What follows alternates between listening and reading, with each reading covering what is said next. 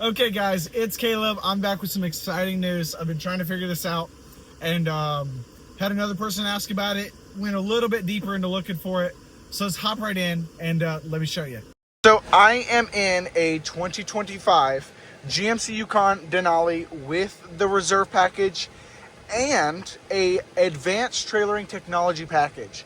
What this does is when you're in drive, you turn on your turn signal, it turns your cameras on.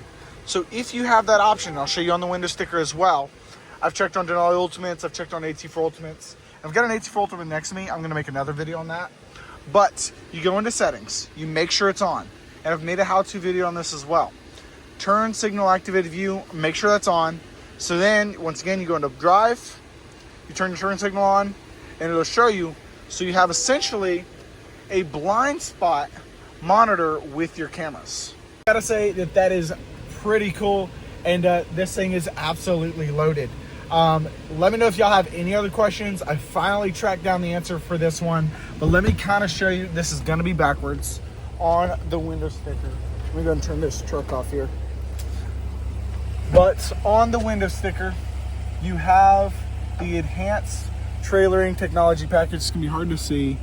Let me just go and flip it around real quick. Still pretty hard to see, but hopefully you can see it. You have enhanced trailering technology package, trailer camera provisions, trailering assist guidelines, and then you have the paint.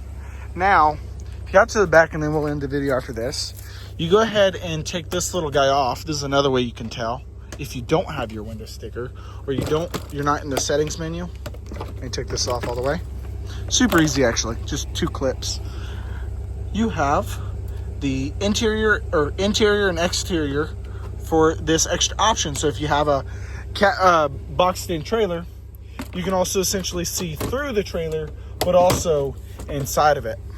Other than that, thank y'all again for watching. I'll see y'all soon.